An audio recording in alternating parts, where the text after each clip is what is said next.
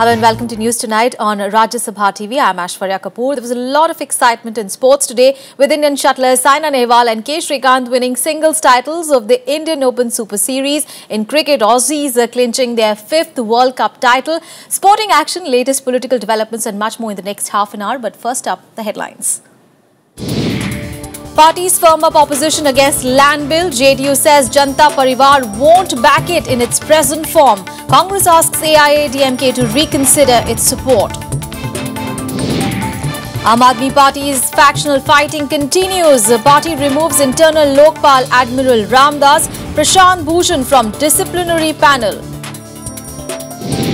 Prime Minister Narendra Modi joins the world leaders in paying tributes to Singapore's first Prime Minister Lee Kuan Yew.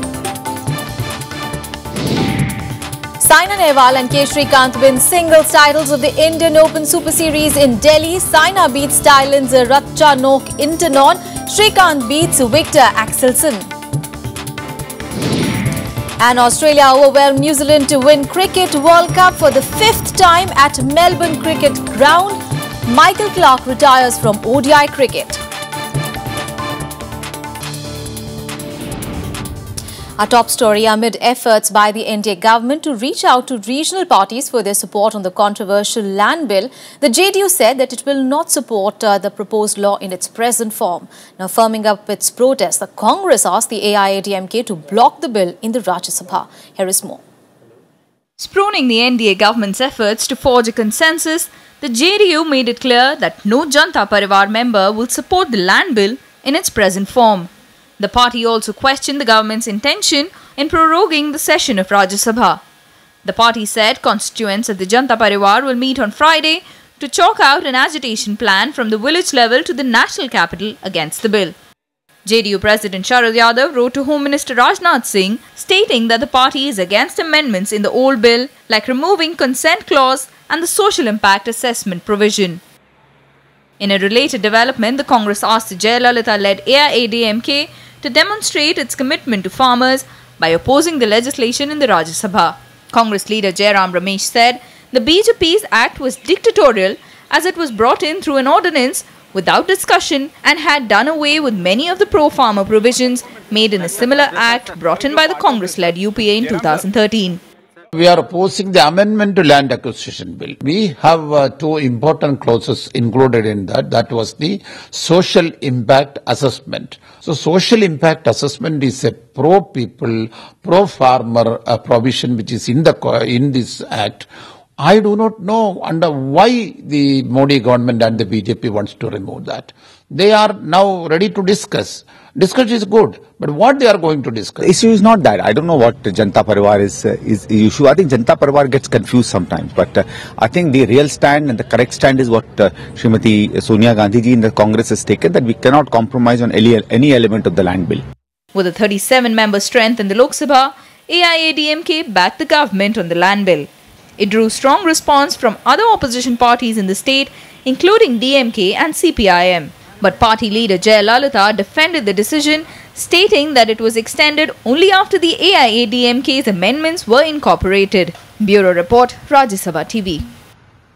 And the Aam Aadmi Party continued its round of internal expulsions. Today, it removed internal Lokpal Admiral L. Ramdas and Prashant Bhushan as the chief of the National Disciplinary Committee. Now, observers said that it could be prelude to their being removed from the party altogether.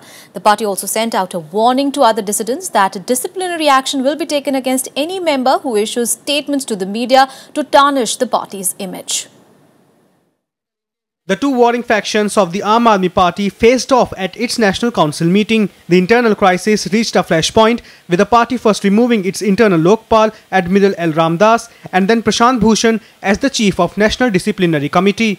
विवाद की स्थिति नहीं थी, उनको तो निकाला गया है क्योंकि उन्होंने अनुशासनहीनता की थी। छवि जो नुकसान पहुंचा है इस पूरे विवाद से, उसको रिकवर करने के लिए क्या वो हम सरकार के काम से और संगठन निर्माण से पूरा कर देंगे। The emergency meeting also saw a new Lokpal panel being set up. The removal of Ramdas comes a day after he was reportedly sent an SMS asking him not to attend the National Council meeting to avoid confrontation. Miffed over the snub, Ramdas wrote to the Political Affairs Committee criticizing the leadership. आज 4 निर्णय लिए हैं। पहला निर्णय है कि एक नई लोकपाल समिति का गठन किया जा रहा है। जिसमें 3 मेंबर्स होंगे। पहले हैं श्री एन दिलीप कुमार, जो कि फॉर्मर आईपीएस ऑफिसर हैं। दूसरे हैं श्री राकेश सिन्हा जी, जो कि एक फॉर्मर डीआईजी रह चुके हैं और दिल्ली में ही रहते हैं। और तीसरे हैं श्री डॉक्टर एसपी वर्मा जी, जो कि एक एजुकेशनिस्ट हैं, शिक्षाविद हैं। हमारी तीनों से बात हो गई है, उन्होंने ये कार्यभार संभालने के लिए अपनी सहमति दे दी है। The Aam Aadmi Party body also announced a committee to organize the agitation against land acquisition bill on 22nd of April when the party plans to gherao parliament. The party also formed a committee under PAC member Sanjay Singh to look into expansion of the organization in other states. From the people who are controlling in the party, rift is not to be resolved. For them it is a final solution and they have achieved final solution. Final solution is a term used in Germany for killing of Jews by Hitler. So from their side, they don't want us in the party. This is loud and clear. The attempt was two-sided. One was to get a clean slate, clean chit. Other was certain changes inside AAP. Now that became too much for the AAP leadership to accept. Because changes inside AAP have to be discussed at AAP level and then agreed on. Political rivals also mocked the party for the dissensions within and raised concerns about the effect it will have on the governance in Delhi. शासन व्यवस्था शासन करना नहीं आता, इस तरह से झगड़े करके शासन नहीं चल सकता। मुझे अफसोस दिल्ली का हो रहा है। जन लोकपाल बिल कहाँ है? जन स्वराज बिल कहाँ है? आप अपने लोकपाल के मीटिंग में नहीं आ देते और वादा आपने किया था कि आप देश में जन लोकपाल लाओगे। मतलब इससे पता चलता है कि ये स्वार्थी लोगों का एक गिरोह है और ये आम आदमी पार्टी नहीं है। ये 2 पार्टियां हैं, अरविंद आदमी पार्टी और भूषण आदमी party. On Saturday, Bhushan and senior leader Yogendra Yadav were expelled from the national executive. Bureau report for Rajya Sabha TV. News from Jammu and Kashmir, where the members of the ruling party BJP PDP combined staged protests against the National Conference in the Assembly today. The legislators of BJP and PDP demanded the arrest of National Conference leader Sajjad Kichlu over a report on the Kishtwar communal riots in 2013. The legislators started shouting as soon as the speaker entered the house. ने मांग की है सरकार से कि सरकार तुरंत सज्जाद किचलू और जो बाकी के 2 लोग हैं उनको गिरफ्तार करके जेल के पीछे बंद करे, क्योंकि ये लोग कातिल हैं। When the report is before it will go through it. I repeatedly say that it is the duty of that of the government. It is the duty that of the government. We will examine this. And Sajjad Kichlu, Mr. Sajjad is to be given the opportunity of being heard. Unheard, there is no natural justice say that one should not be convicted or unless he is being heard. And now more news from across the country in Nationwide. 2 naval officers who died in Dornier surveillance aircraft crash last week were cremated today with full military honours. Lieutenant Kiran Shekhawat and Lieutenant Abhinav Nagori were on board the aircraft that went down on Tuesday night off the Goa coast. The bodies were recovered from the fuselage of the crashed aircraft. The pilot of the aircraft was rescued. Uttar Pradesh Public Service Commission examination was cancelled after reports of paper leak an hour before the examination today. The papers were allegedly sold for 5 lakh rupees each. The exams were cancelled after protests broke out following the news of the leak. According to the UP DGP, police are investigating initial leads. The death toll due to swine flu virus has crossed the 2,000 mark. The number of infected people stood at 33,625 across the country. 2 more deaths were reported in Rajasthan, taking the total number of deaths in the state to 415. All right, we'll take a very short break here, but coming up ahead, Saudi coalition gains ground in Yemen as fighting continues. That and much more after a short break.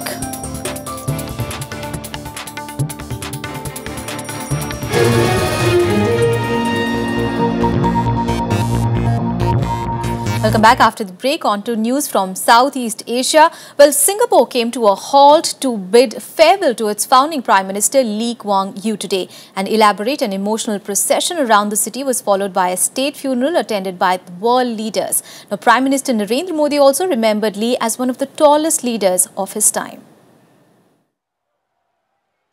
A funeral procession fit for a country's founding Prime Minister. Thousands braved torrential rains to line streets of Singapore to catch the last glimpse of their founding Prime Minister, Lee Kuan Yew. As the coffin was carried through the city from the Parliament House on a gun carriage, chants of Lee Kuan Yew reverberated all around. The armed forces gave the highest honour to the leader with a 21-gun salute, a flypast by the Air Force planes and sailpast by naval boats.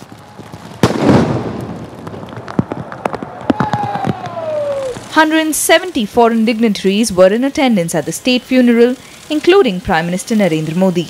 Modi lauded Lee as a global thinker and said India deeply valued his friendship and his support for its economic progress.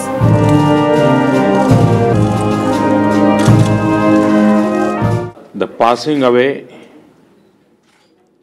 of His Excellency Lee Kuan Yew marks the end of an era. He was among the tallest leaders of our times. Lee's son and current Prime Minister, Lee Hsien Loong, presented an emotional eulogy. He said although his father had not lived to see Singapore's 50th anniversary celebrations later this year, the country could be proud he had lived to see his life's work come to fruition. Mr. Lee once said that we intend to see that Singapore will be here 1,000 years from now, and that's your duty and mine. Mr. Lee has done his duty and more. It remains our duty to continue his life's work, to carry the torch forward and keep the flame burning bright. Although ruling with an iron grip, Lee has been credited with transforming the resource-poor island into a wealthy finance and trade hub. After eulogies from 9 other leading figures, sirens sounded across the city to mark the beginning and end of a minute's silence. Lee is being cremated at the Mandai crematorium in a small private ceremony. Bureau Report, Rajya TV. And in the southwest of Asia, now airstrikes and ground battles continue in Yemen, even as the ousted Yemeni President Mansour Hadi accused Shiite Houthi rebels of acting at the behest of Iran. Meanwhile, Saudi Arabia said military intervention will continue till the country becomes stable and safe. Now, so Saudi-led coalition has gained upper hand after Saturday's fighting. Yemen is turning out to be a ground for proxy war between Sunni Arab nations and Shiite Iran. A fourth day of airstrikes continued by the Saudi-led coalition. They said that they have pushed Houthi rebels out of the contested air bases in Yemen. Yemen's ousted President Mansour Hadi called rebels puppets of Iran. He plans to stay abroad until the situation is under control. يمكن أن تبني الأوطان فهو مخطي 1000 مرة فأنت من انتهك السيادة وأنت من يتحمل المسؤولية كل ما جرى وكل ما سيجري. Objective is to continue to look for this kind of missiles, to target it, destroy it. We believe that we destroy most of these capabilities. The Arab League pledged its full support for the Saudi-led campaign, reiterating that strikes by Saudi-led Operation Storm of Resolve were an act of legal self-defense. UN Secretary General Ban Ki-moon also addressed the Arab League summit and condemned actions by Iranian-allied Shiite Muslim Houthi rebels seeking to overthrow President Mansour Hadi. I share those deep concerns. I have repeatedly condemned the attempts by the Houthis and former President Saleh to undermine political agreements by military force. I take note that military action has been undertaken at the request of Yemen's sovereign and legitimate leader, President Hadi. Meanwhile, evacuations of diplomats and foreign nationals continue. Pakistan has sent jumbo jets and ships to evacuate its nationals. The UN has already started to evacuate its staff. On the ground, shops remain closed and streets are empty, except for the war tanks. People have started to evacuate the city and are seeking refuge in other places. Official reports suggest that over 68 people have been killed and nearly 500 wounded in Aden since last Wednesday. Bureau Report, Rajya Sabha TV. Well, as the situation deteriorates in Yemen, India is making all efforts to evacuate its citizens from the war-torn country.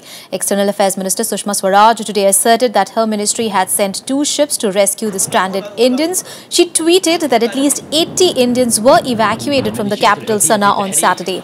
The ships would take at least 5 days to reach the destination. In such a situation, possibility of airlifting people are also on the cards. Reports suggest that many people with Indian passports are being detained.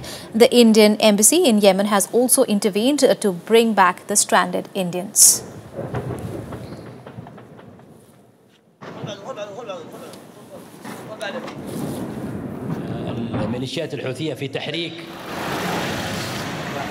And in France, the ruling socialists look set for a drubbing in the local polls as the French vote in the second round of local polls today. The vote is expected to deliver a boost for former President Nicolas Sarkozy and far-right challenger Marine Le Pen. Now, this comes at a time when parties have fixed their sights on the 2017 presidential elections, in which Sarkozy hopes to wrest back power from Hollande, whose government has struggled with a sluggish economy and also high unemployment. Here is more. France is electing thousands of local councillors as it holds the second round of departmental elections. Former President Nicolas Sarkozy's UMP is likely to dominate the ballot after topping last week's first round vote. In the first round of elections, former President Nicolas Sarkozy's party UMP and its allies took first place, securing 32% votes and edging out far-right National Front that came second with 25%. President François Hollande's ruling socialists came third with 22%. Que toutes les opinions soient représentées et qu'elles participent au mieux, au bien pour notre pays. Le Front National qui monte et qui surtout fait un maillage subtil sur toute la France. Et donc là, il y a un vrai danger. Enfin, je pense que c'est évident. After last week's vote, Sarkozy said that it was clear there was a desire for political change in France. Le Pen, whose party was tipped to come first, said the result was a big success for the National Front. The second round is witnessing a runoff between the UMP and the FN in many constituencies, while Hollande's third-place socialists are expected to lose control of many councils. The elections are seen as a test case ahead of 2070's presidential election. Paris and Lyon, France's 2 big cities, are excluded from today's election. Bureau Report, Rajya Sabha TV. And more international news and updates in Global Buzz. The search continues for the second black box from the downed Germanwings plane in the French Alps. So far, investigators have retrieved only the cockpit voice recordings that show that co-pilot Andreas Lubitz locked himself up in the cockpit and crashed the plane deliberately, killing all 150 people on board. A former girlfriend said Lubitz was under psychiatric treatment. US Secretary of State John Kerry cancelled his return to US to stay in Switzerland as Iran nuclear talks approached its deadline. The foreign ministers from 6 world powers are trying to reach a deal with Iran to restrict its nuclear program in Lucerne before a self-imposed deadline on 31st of March. Nigeria polls entered the second day after the Election Commission said it will extend voting in districts that have suffered technical problems. Vote count started on Saturday after Nigerians cast their ballots in a tightly contested presidential election. Seeking a second elected term, Jonathan is facing former military ruler Muhammadu Buhari. Thousands of Tunisians marched in the streets of Tunis in a show of solidarity against Islamist militants on Sunday, hours after the government said its forces killed 9 members of a group suspected of carrying out this month's deadly Bardo Museum attack. The March 18th attack killed 21 foreign tourists and a policeman, shaking a country that was praised as a peaceful democratic model since leading the first of Arab Spring uprising in 2011. Well, another short break here, but after the break, celebrations from the Melbourne cricket ground as Australia win their 5th World Cup title. Stay with us for that.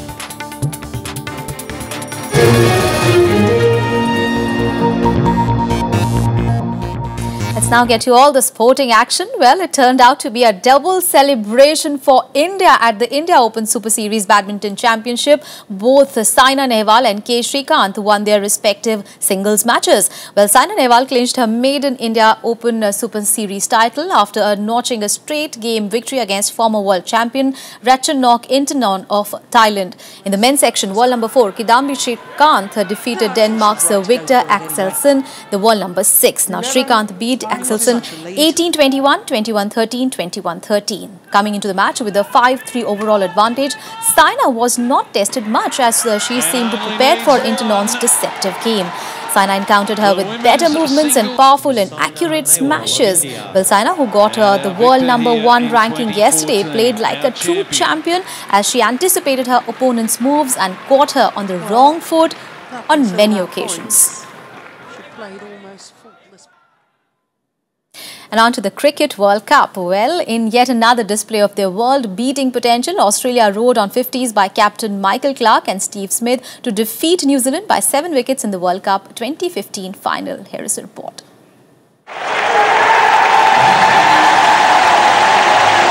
A record crowd of 93,000 at the Melbourne Cricket Ground cheering a power-packed Australia. First bowling out the Black Caps for 183 runs and then galloping to victory in the 34th over. Aussies beat the Kiwis by 7 wickets to win the World Cup for the 5th time. What's more, they sent off captain Michael Clarke into retirement as a winner.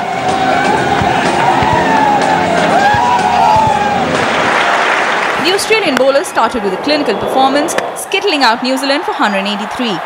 Then came captain Clarke, who used the platform to make a stylish 72-ball innings and win the trophy in 33.1 overs, ending an 8-year wait. Clarke added 122 runs with Deputy Smith. At one point, it seemed as if the skipper was passing on the team's baton to his heir apparent. The moment Steve Smith hit the winning runs, the entire Australian team was out in the ground celebrating a very special achievement. Obviously, I'm over the moon. What a tournament. I think, firstly, obviously, to Brendan and the New Zealand team, they deserve a lot of credit. They're always a tough team to beat. It seems in any sporting event, Australia versus New Zealand is always an exciting contest, and tonight was no different. So, to Baz and his team, congratulations on a wonderful tournament, mate, and well done. Especially personally, you're outstanding throughout the whole tournament. Earlier, New Zealand won the toss and decided to bat first. In their first final after 6 previous semi-final defeats, New Zealand were blown away right from the start. Inspirational captain Brendan McCullum fell off the 5th ball for a duck, and 2 other frontline batsmen, Corey Anderson and Luke Ronchi, also failed to score. A mid-innings collapse saw New Zealand lose their last 7 wickets for only 33 runs in 10 overs. Effectively ending their hopes of putting up a respectable total despite semi-final hero Grant Elliott's gutsy innings of 83 off 82 balls.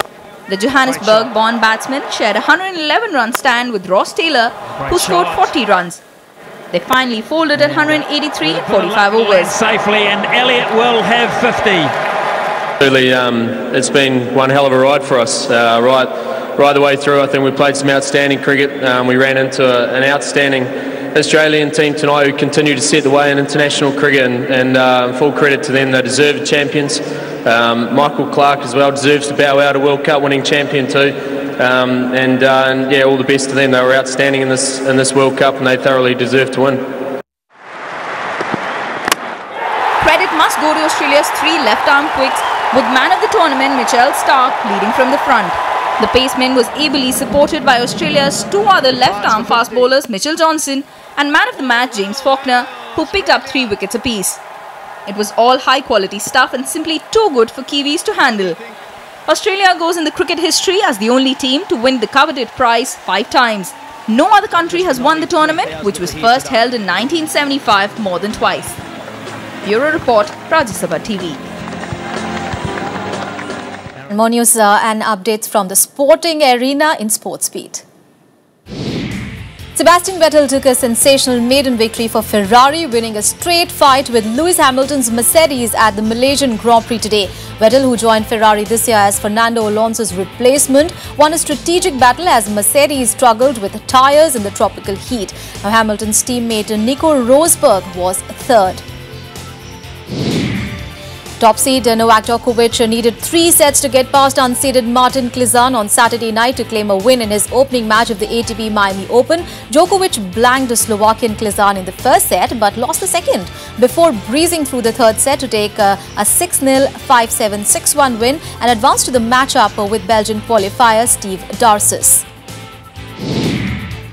Marwan Filiani struck twice as Belgium moved within 3 points of Euro 2016 Group B qualifying leaders, Wales, with a 5-0 thumping of Cyprus on Saturday.